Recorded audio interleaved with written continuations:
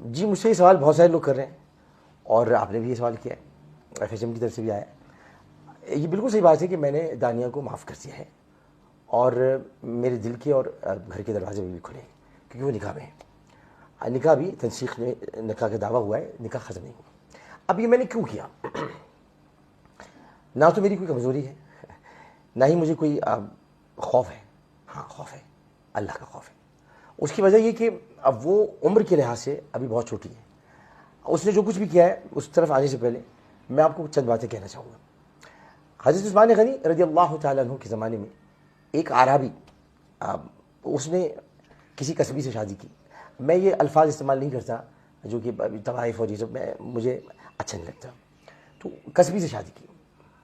اور اس کے بعد وہ جب مدینہ منورہ آیا تو اس نے جب بتایا کہ میری شادی ہوئی ہے تو چاروں طرف سے لوگوں نے لعن طعن شروع کر دی، اس کو بھلا برا کہنا شروع کر دیا اور اس کو تکلیف ہوئی۔ اچھا لعن طعن یہ تھی کہ تم نے کیا کر دیا، کیسے کر دیا، یہ تمہیں نہیں کرنا چاہیے تھا، یہ تم نے غلط کیا، تو وہ بڑا پریشان تھا۔ سیدنا عثمان غنی رضی اللہ تعالیٰ عنہ تک یہ خبر حضرت عمرو بن العاص رضی اللہ تعالیٰ عنہ پہنچائی، تو انہوں نے اس کو بلایا اور کہا کہ میں تمہارے ساتھ ہوں، تم نے جو کیا ہے وہ صحیح کیا، میں تمہارے ساتھ دیتا ہوں اور تمہارا نان نفقہ وہ میں مقرر کرتا ہوں، یعنی بیت المال سے تمہیں پیسے ملیں گے۔ اس کے بعد وہ عورت اس آدمی کی صحبت میں رہ کر اور مدینہ منورہ میں دیگر صحابیات تھیں، ان کی صحبت میں رہ کر وہ عورت اب معاشرے میں شریعت کی ایک علم بردار بن گئی۔ اسی طرح شاہ عبد العزیز محدث دہلوی، شاہ عبد الرشید بھی ہیں، شاہ عبد الحق محدث دہلوی ہیں، شاہ عبد الرشید کے خاندان سے ہیں، اور شاہ عبد العزیز کا یہ واقعہ ہمیں بیان کرتے ہیں، بتاتے ہیں کہ کسی نے ان سے پوچھا کہ طوائف کی نماز جنازہ ہوتی ہے؟ تو انہوں نے مسکرا کے کہا کہ ایک لمحہ توقف کیا اور پھر مسکرا کے کہا کہ جو طوائف کے در پہ جاتے ہیں جب ان کی نماز جنازہ ہو جاتی ہے تو طوائف کی نماز جنازہ کیوں نہیں ہوگی بھائی؟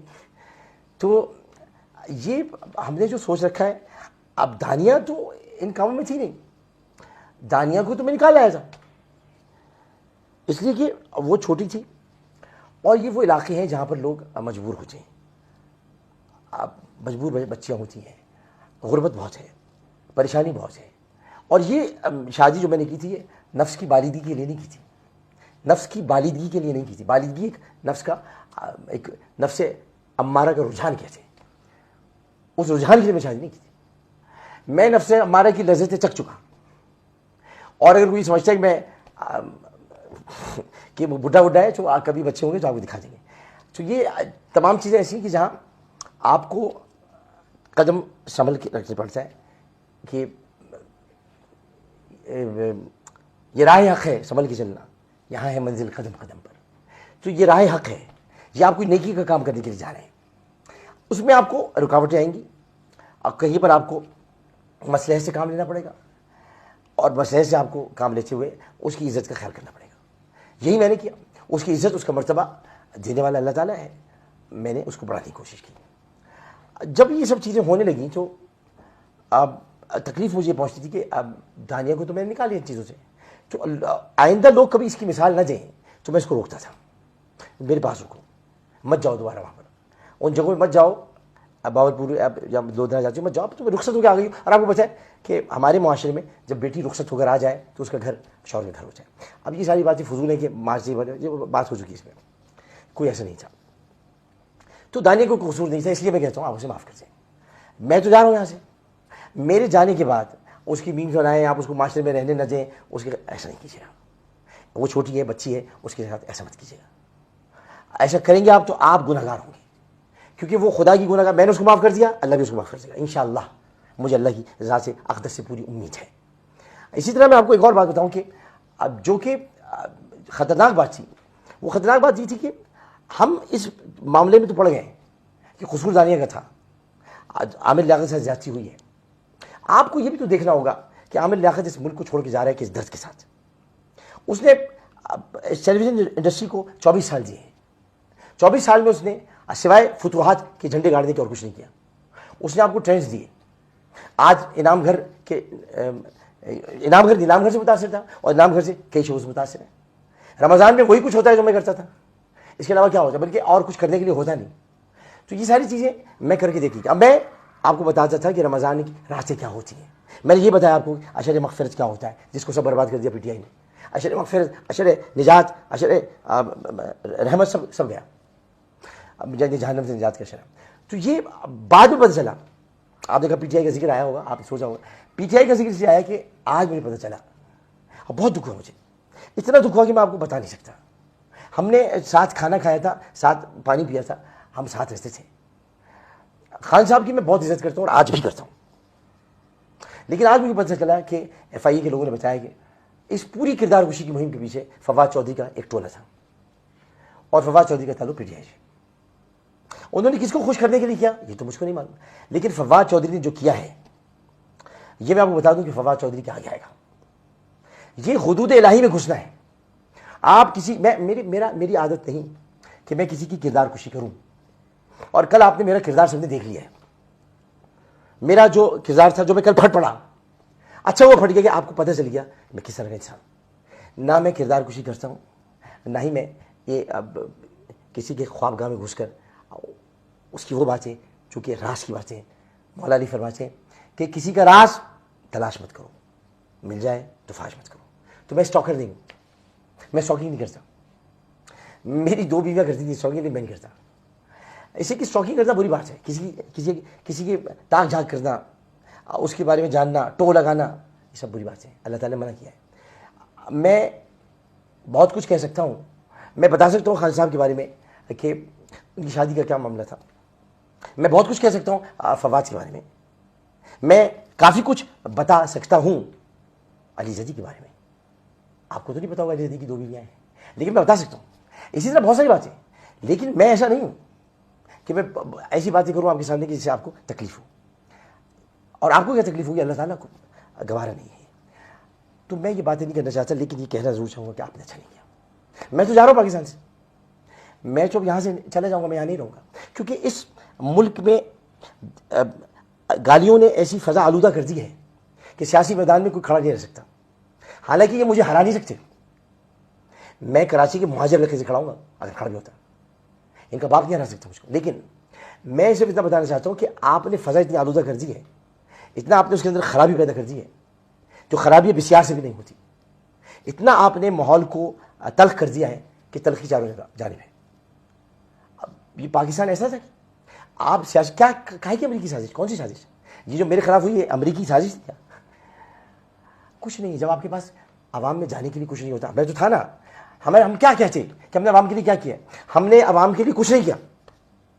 ہم مہنگائی تک تو ختم نہیں کر سکے, ہم سڑکیں نہیں بنوا سکے, ہم اور کام نہیں کر سکے, تو ہم کیسے ووٹ مانگتے دوبارہ؟ اسی لیے فوری طور پر یہ شوشہ چھوڑا گیا اور فوری طور پر انتخابات کا مطالبہ بھی کیا گیا تاکہ مقبولیت ویسی ہو اور ووٹ پڑ جائے. خیر یہ سیاسی باتیں, لیکن میں پاکستان سے اب جا رہا ہوں. آپ سے میری ریکویسٹ صرف اتنی ہے, آپ مجھے چاہتے ہوں یا نہ چاہتے ہوں, آپ کی محبت کہ 2 دن تک پاکستان میں یہ ٹرینڈ چل رہا ہے, ڈونٹ گو عامر بھائی. لیکن عامر بھائی جا رہے ہیں. عامر بھائی اس لیے جا رہے ہیں کہ عامر بھائی کا دل بہت دکھا ہے. ان کے 24 سال اور آپ لوگوں کا ان کے ساتھ سلوک, آپ نے ان کے اوپر میمز بنائی, آپ نے عامر بھائی کے ساتھ زیادتی کی بہت, آپ نے ان کا مذاق اڑایا, آپ نے ان کے علم پر تو آپ انگلی نہیں اٹھا سکتے تھے, آپ نے ان کے کردار پر انگلی اٹھائی. آپ لوگ اتنا نہیں جانتے جتنا میں جانتا ہوں, لیکن آپ بہت ساری باتیں ایسی کہتے رہے جو نامناسب تھیں. میں ہنس کے ٹالتا رہا, میں ہنس کے سہتا رہا, کیونکہ میں ہر خوشی کو غم میں, ہر غم کو خوشی میں اڑا گیا. میں نے کسی کی تکلیف کو محسوس کیا, اپنی تکلیف کو محسوس نہیں کیا. میرے اپنے گھر میں تکالیف نہیں, آپ نے اس کا سہارا لیا, مذاق اڑایا آپ نے. اب ایسا کچھ میرے ساتھ کیا کہ میں وہ بیان سے قاصر ہوں, میں بیان نہیں کر سکتا. لیکن میں نے اپنا پورا بہترین وقت یہاں پر دیا. میں نے جو کچھ کیا وہ سب کے سامنے. آج بھی اپنے حلقے میں مروا کے قاتل کے پیچھے میں پڑا ہوں کہ اس کو پھانسی دلواؤ. عمران خان صاحب آج تک اس کو پھانسی نہیں دلوا سکے, کہتے رہے ہم نامرد کر دیں گے, نامرد کر دیں. نامرد نہیں کرتے, شریعت پر عمل کر کے اس کو پھانسی دیتے. تو میں بس یہ کہ اب دل برداشتہ ہو گیا ہوں, اس لیے میں جا رہا ہوں. تو یہ میں آپ, چونکہ آپ نے پوچھا تھا کہ میں رکوں گا کہ نہیں, دانیہ اگر یہ کہ واپس آ جاتی, معافی مانگتی اللہ تعالیٰ سے, مجھ سے نہیں, میں نے تو معاف کر دیا. میں نے تو ہانیہ کو بھی معاف کر دیا. हानिया वो लड़की थी जिसने मुझ पर निकाह का झूठा इल्जाम लगाया।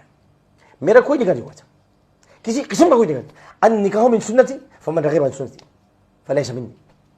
निकाह पर तोहमत लगाना खतरनाक तरीन बात है कि रसूल की सुन्नत है। मैं उसको इसी बात से रोकता था, भाई तुमने निकाह जब नहीं किया तुम क्यों ऐसी बातें करते हो। 3 मुलाकातें, एक दफ़ा घर में खाने के लिए, एक दफ़ा मदद के लिए, बस बात ये नहीं थी कि आप निकाह पर ऐब इल्ज़ाम लगा दें और आप ये बातें करना शुरू कर दें। अगर आपको मोहब्बत थी, कोई बात थी, इसको दूसरे तरीके से हम कर सकते थे। लेकिन निकाह एक बहुत अहम तरीन बात होती है। निकाह फिर उसके बाद क्या क्या बातें नहीं की मैं उनका जिक्र नहीं करना चाहता, बस इतना बताना चाहता हूँ मैं बेगुनाह हूँ उस मामले में। अब आ जाते हम, मगर मैंने उसको माफ़ किया, अल्लाह ताला उसको खुश रखे। अब ये कि जो और बातें हैं वो ताकि आप सब में साफ करके दिलों को जा रहा हूँ। दूसरी बात ये कि अमीर शकील रहमान साहब, आप मेरे मेंटोर थे, मेंटोर हैं, मेंटोर रहेंगे। आपसे मेरा बड़ा लव है, लेकिन आपने क्या कर दिया। मुझे याद है अच्छी तरह, जब मैंने आपके खिलाफ प्रोग्राम्स किए थे तो आपने बड़ेपन का मुजाहरा करते हुए मेरे घर तशरीफ लाए थे और मैं हिल के रह गया था। मैं बीमार से तो आप मुझे पूछने के लिए आए थे और मैंने कहा शकील साहब आप क्या कर रहे थे, आपने क्या कर दिया, मुझे आपने जलील कर दिया, शर्मिंदा कर दिया। तो आपने मुझे गले लगाया था। आप मुझे अब जियो पे लिख रहे हैं शैतान। शकील साहब आप तो इतना कुछ जानते हैं, आपने तो इतना कुछ सिखाया मुझको। आलिम ऑनलाइन नाम आपने रखा, सिखाया। आपने शैतान लिखते वक्त ये नहीं सोचा कि शैतान क्या है।